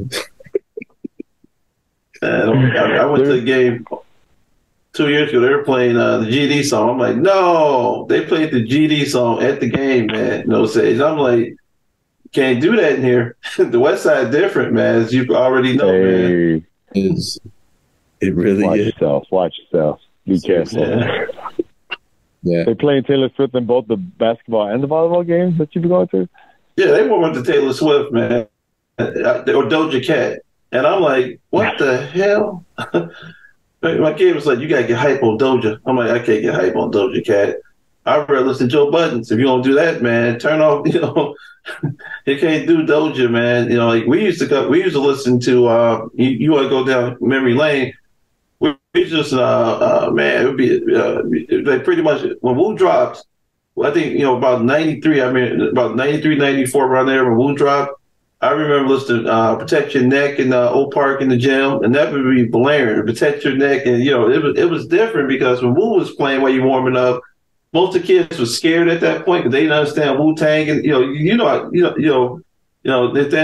know how Wu-Tang is, man, in that situation in Oak Park, because it's like the kids are kind of sterile at filming. So they like, what is this? What is this cream that's playing in the background? And, and they finally got upset and changed it back to Sweet Caroline. I was warming up. I was like, what the fuck, man? Is that Sweet Caroline playing? I couldn't do it. And so, and that was like the palate cleanse. Well, when you're a kid, you're a kid from the city, and everybody knows the word Sweet Caroline. You don't know the words, and you're like, why don't I not know this song? And my mom singing it at the game. I'm like, no. She's like, it's like you don't listen to the good stuff. So I'm like, wow. So music, I used to wear my headphones on at that point because I couldn't stand the music in some places. And I'm like, what is they playing right now? It's Oak Park different musically. Yeah, I was gonna say I can't lie though, the crowd participation with Sweet Caroline is top tier. Like it is. That really resonates. It's you everybody in the building. Response, call and response, baby. Hard to duck on somebody with that playing though. Like, oh, he just drop it over the rim and walk away, man. Yeah. Yeah. I learned it at that point, man. That and the other one I used to play all the time was Vitology. Vitology probably played in the background of every damn film game, man. Or Pearl Jam or Hootie and the Blowfish. Oh man, I could. My music taste in Oak Park was different, man. I'd be like, okay, this Hootie ain't bad. Okay, I understand the concept. Darius Rucker actually got bars, and it's now he's trying to rap now. So Hootie's coming back now as an MC. Darius Rucker's trying to rap? Yeah. Wow. I'm Googling that. Yeah. Yeah, that's that Pearl Jam, that Vitology, man. That leather album, man. That leather case album is what played through like my childhood in Oak Park for 2 years as I transferred out, and I was like, I got to the South Side, and it turned into house music. They in the Crip line, and I'm hearing like people playing. There's a holes in this house, and I'm like, okay, all right, I get you guys now. The South Side was like more, I don't know, house music, disco at that point, Jay. And I'd be in the Crip line, like everything's boom bap. That's the best way to put it. And then you might hear like some cycle drummer in the background playing. That'd be Leo. I used to like to play. They play that cycle drum in the game, and I'm like, really? First I heard like 2 to the forehead. I'm like, I'm in the game like, all right, man. So like, if we don't win the game, they're gonna fight. So we gotta make sure we get to the bus early. It does happen though. Yeah, cycle drum is Taylor Swift, man. Them Starbucks, the parents playing that Taylor Swift, bro. They don't want that them fighting them buses, man. post game fights, bro. Hey man, I know we're going on different tangents, but Novak, like I could never live this life. But when was the first time you remember dunking, and when was the first time you remember dunking on someone? First time dunking in sixth grade. I think you did it. Grade. I think what? Yeah, I think you do it in college. Mm-hmm. My man. Woo! About sixth or seventh grade. I think the first time was at sixth grade. I learned how to gather and go up and get little ducks. And in seventh grade, I think I'm playing at Columbus Park on the west side. That's a whole old park situation. I'm up in Columbus, and this cat had to be about 26, 27. we're on the break, and he was talking crazy, and I pulled it back and dunked on him. And when I dunked on him, I looked at my I looked at the skin on my inside head. I had ripped all the skin off my pad. Hey, the rims back in the day were tight. So I cut my finger. I'm bleeding. I got my hand clutched. I got blood running down my fingers. Dude was like, "You paid for it, young blood. You paid for it." I was like, "Yeah, I paid for it." Yeah. And since then, you know, rite of passage, homie. Rite of passage over here. Yeah. And since then, we tried to dunk any and everybody. You know, that's all. That's what, you know. It got to the point where it became like DNA. You'd be at a gym and we're trying to get somebody. I was trying to get people in every gym in the city. So, like, you know, you go into, you know, you go to Proviso East, you try to trick somebody. Yeah, Old Park, trying to catch somebody at Old Park. So we used to call it catching bodies. We're trying to catch bodies all over the city. Yeah. I think probably some of the best bodies. The crazy thing is, you know, like basketball wise, I think the vertical got better like after high school. So high school, I was jumping like, I think at high school, I was 41, 42. I got to college. I broke my foot. You probably remember when I broke my foot in those days. I broke my foot, and I felt another gear. I got it up to about 46, 47. And then I transferred to DePaul, and I think I got it up to about 48 at one point. And 48 inches, man, it's like coming down on a fast break. I was doing ignorant shit. Like, I bounced it off the floor, off the backboard.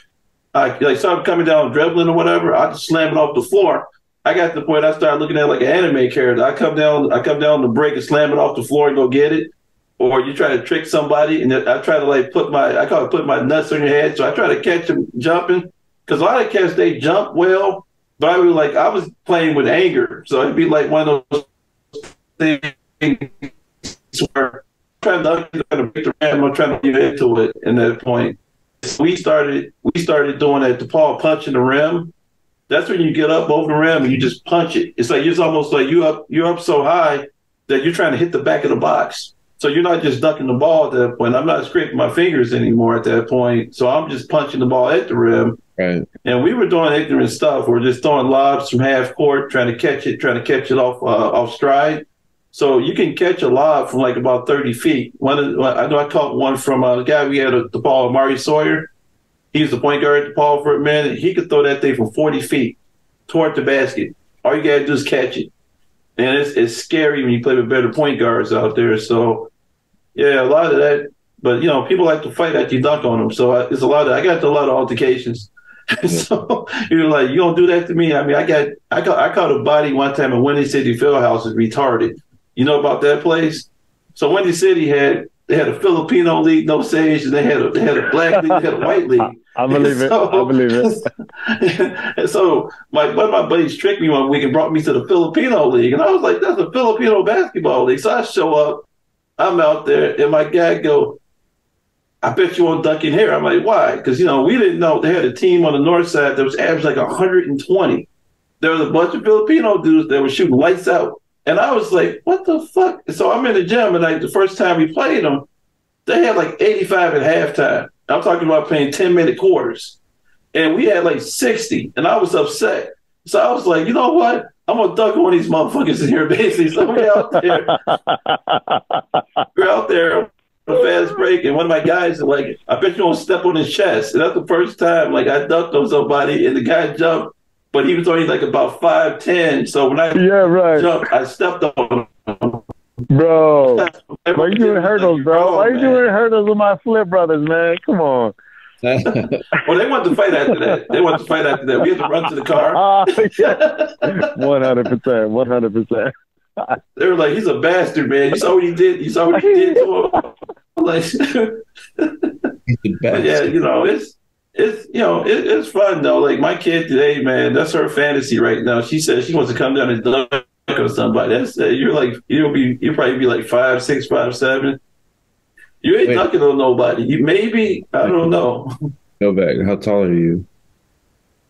He's 6'3", 6'4". Okay. But I got these, so I got wings. So like today, it's weird. Like, I'm older, but I'm older. I'm not in super basketball shape, but I'm coaching 6th grade basketball. But I can bunny hop and dunk in basketball. So it scares the shit out the little girls because you're in practice with them. and I'm teaching them like to go to the basket. The other day in practice, right? I did a thing like my kid goes, show them the monkey arms, daddy. So that's where you dunk a basketball without really jumping. It's like you raise your arms, you stand up, and you dunk it. You dunk it vertical because I don't need that much lift to dunk it anymore, really. But if I get back into basketball shape, you know, you can do crazy stuff. Like I was telling her, like, you know, watch. So like, you know, if you drop step, you go up, you just dunk it, but you ain't really like, you ain't bouncing. It ain't bouncy like you're 20, 23, 23, 24 years old. But, you know, the thing is, I always tell her a lot of times, like, you know, if you want to maintain that, you just got to keep working at it. Like, you know, I think the best vertical I ever saw was Paul McPherson and Ronnie Fields. Ronnie jumped 52 inches, man. And 52 is different than 48. He got 4 more inches. He kicks his leg and goes up another 5-6 inches off the ground. So, like, back in the day, you know, West Side basketball played 3 inches. So, you know, the West Side, there was a warlord on every block that jumped 40-some inches. So, you know, we looked at it as, I got to be a better jumper than this guy. I got to be a better basketball player, better athlete. So, we were at war with each other on the West Side and South Side. So, that'd be Cole Park, Columbus Park, man, you know, the Armory on the North Side. It was just straight, it was straight bedlam. Every gym, somebody's trying to catch your body. That's cool. I love hearing those stories, man. I love that history. So I would love to play. I'm not in basketball shape either, but I'll definitely shoot around, you know. Nah, I'm working on it. I promised this kid, I promised my little one was like, Daddy, can we just have 1 year of dominance? I looked at her, I'm like, what do you want? Can we just she wants to go to gyms and throw lobs. So her fantasy right now is like, you know, I think it'd be great to play with you. I'm not on some LeBron and Bronny type stuff, but it'd be great to play with her to the point where she's at the top of her game on every base, and you're able just to compliment her at this point because, man, it's you know, playing with your kids. I give him this. I'm not a LeBron fan 100% to be honest with you. I'm a Jordan fan. I think that Bron's, you know, he's a great basketball player, but Mike's different. You know, Bron's different. You know, I prefer Mike over Bron. It's like you know, it's like Coke and Pepsi.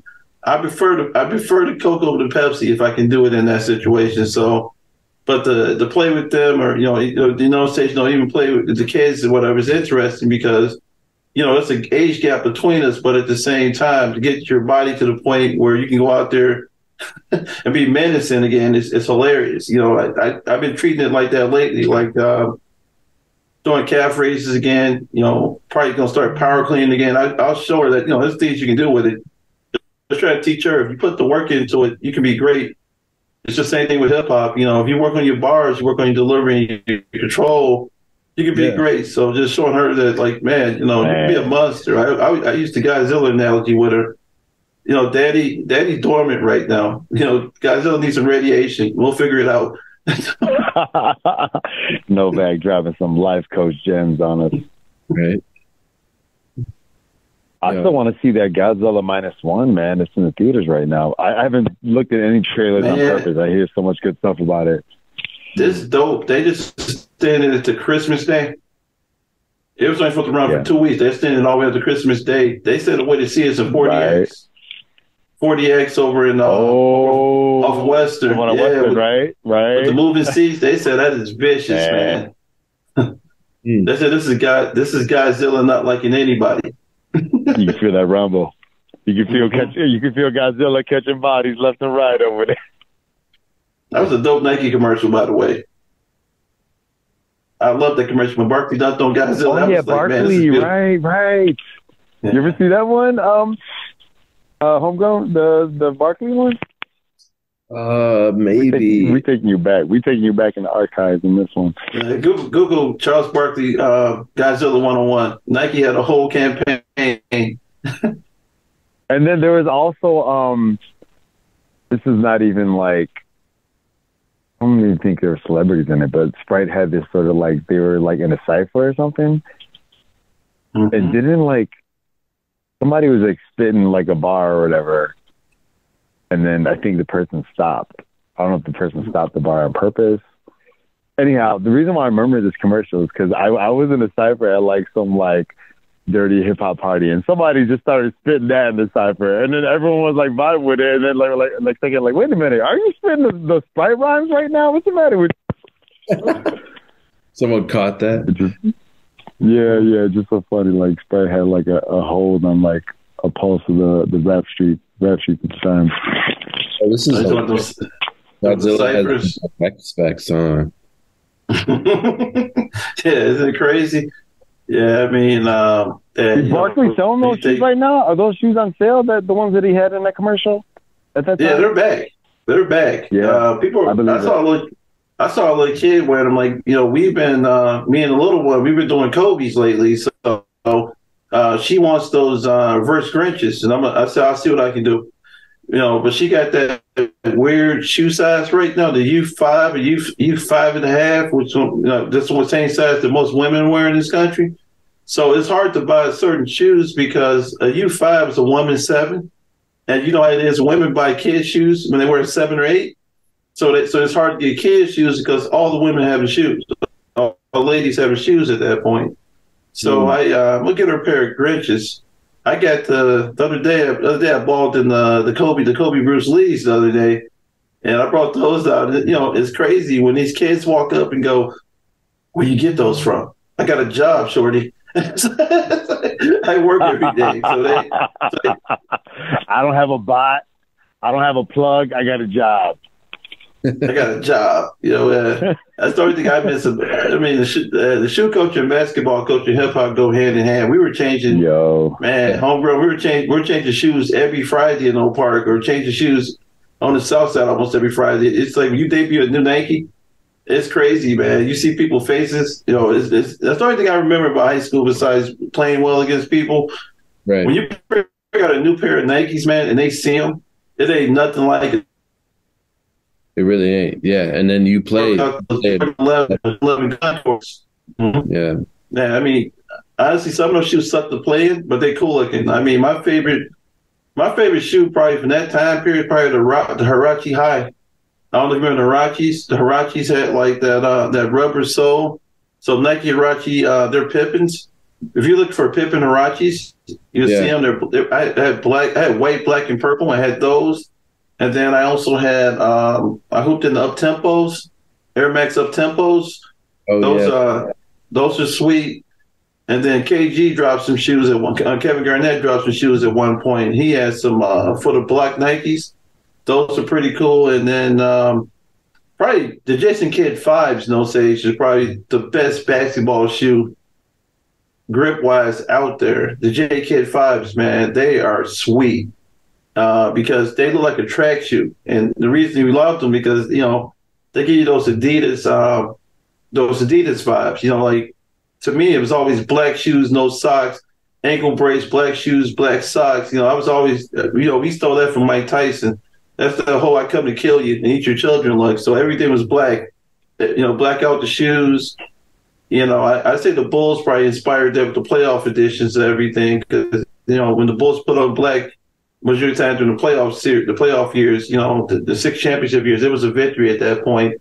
So we love black shoes. Yeah. Yeah. Today is like hooping in the Kobe's, hooping in the you got the GTs. The GTs are sweet. I don't know if you know about the Nike GTs. No, man, I'm really up to kicks like that. Man, the Nike. Yeah, I get into all that stuff. I mean, it's like shoes is like a drug. I need it. I used to always. My wife always jokes like, you ain't got room for no more shoes. So I'm only allowed to buy like shoes maybe once a year right now, just once or twice a year. But if I obtain them through trade, then it's not purchasing them. I feel you're right about the females dipping into the youth shoes though, because my wife is wearing my 12-year-old's Jordans today because he had like 2 pairs of green ones, so we were trying to go holiday up for the Christmas party. She's like, "All right, I'm gonna wear your Jordans today." She had the lows, and then my 12-year-old had the high ones, like the Grinches, something like that. Yeah, more or less. Yeah, trying to tap into that colorway. Are you still at the school, by the way? No, I'm back home finally. Oh man, I have to say that's wild. I don't like, damn, he's trapped in the gym right now. Get him out of here. I'm like, what? You got a Tesla time machine over there or something. You just showing up. Well, yeah, I got to report for duty tomorrow though. We got 2 games. You got 2 for the 12-year-old. Yeah. What about you? Where you hooping at? St. Hilary at home. Yeah, man. Yeah. I got St. Ben's at 10 o'clock. You know, we got St. Ben's at St. Ben's, so they've been talking trash. Man, I believe it, man. You gonna be playing the Taylor Swift tomorrow, bro?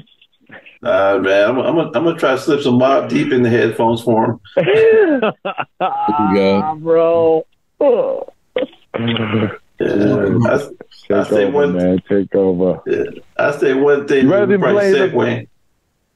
want them to play like drill music instead, bro? Drill music could probably get the real. You know, if you had drill music back then, we were playing. Oh my God, you probably get like 80. You'd be out there, you hear like, I don't like playing the background, and you know that song. I will admit that I don't like laying up down on that song. The energy from that song is ridiculous. Or you put on some Vic Mensa, you put that put that Vic Mensa on there, man. I mean, they got some good stuff in terms of like it gets you going pretty much in that point. I mean, like there's some stuff. I mean, because hip hop got so much rock element in it right now. Even that little Uzi, I Want to Rock. I've seen kids warm up to that Uzi, I Want to Rock. It's sick when they're athletic like that. You see it, and you just like, and these kids, athletically today, there's some monsters. There's some real kaiju out there. There's some kids out there that have some things that's God-given ridiculous. Yeah. We do AAU. I was out in Elgin like last year. Man, this 6th grader came down and we ducked and stuff in 6th grade and stuff like that. This little homie came down in windmills. I was sitting there just like, it took me, I wasn't able to windmill a basketball until like I was like 17. This kid was like 12, 13 years old. He came down and windmilled. And I didn't have no words at that point. I just looked like, man, what's the milk? And he looked at us like, what y'all gonna do? He gave the dirtiest look out. So I remember, I know what that look is. When you dunk on somebody and their parents in the stands, I used to wave at their mom. I just wave at the family or whatever, but we'll salute the family in the audience, whatever, basically. Like, what they gonna do? Your dad, your son just got dunked on, your mom's here, your dad's here, your sister's here. What y'all gonna do? And we were pretty nasty about it, but the kid dunked on this kid, and he looked at the whole crowd like, F you guys. And I was just like, this is 6th grade now. What are you going to be doing in 8th grade? 6th grade. And I was like, yeah, I mean, athleticism is scary. Like, one beyond it. You probably watched that Spurs-Bulls game tonight. That's scary. He's 7'4" with a 3-point shot. You can't guard that. Yeah. I didn't catch the stats. How did Vooch stand up to him? He was able to we won the game. They won. Yeah. We won the game. Oh, okay. We got 4 in a row. Wow. Zach say gonna put on a special hat if we win 5 in a row. I got to see this hat. No Zach. Yeah. Yeah. Nah, Zach gone. Vooch played well. He had 21 and 16. Wow. Hey, I'm with it. Yeah. Zach can play his last game as a Bull. Please don't send him to LA. Please don't do it. I send Zach like to Atlanta or somewhere. I send him somewhere he don't want to go. I send him to Atlanta or send him to like Memphis somewhere. Honestly, the best trade out there would be to get Zion back. If you swap Zach for Zion right now, Zion in Chicago would be he would be big. He would be like the biggest kaiju we had since Mike. If you put Zion in the Bulls uniform, Jesus Christ, I'm going every game.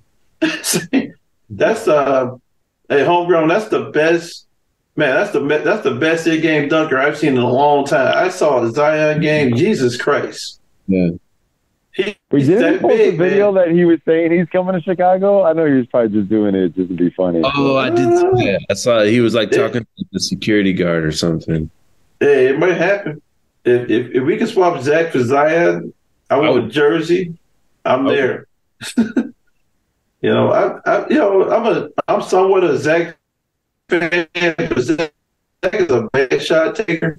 Zach's one of those guys. You could be down by 2 points with 30 seconds to go. He's shooting a one-legged, falling out of bounds three-pointer. If it goes in, he's a GOAT. He's a hero of that game. He misses that shot. We're like, what the fuck, Zach? What are you doing? Yeah, exactly. So that's how Zach. Yeah. Zion would be a good fit here, but other than that, don't take the Lakers trash back. Don't do it. These are guys. The Lakers got a bunch of trash on that team.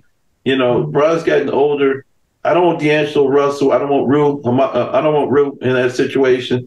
You know, give me Zion or give me draft picks. The way I feel about it. Let's hope it happens, man. We'll see what happens. We got 7 more days to Zach leaves town. I already got the calendar up, man.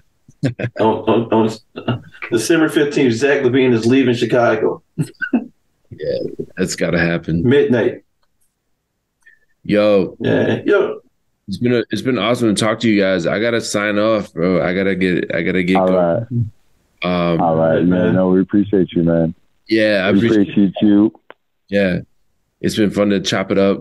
We talked a lot about everything, but y'all are dope. How can we listen to the podcast?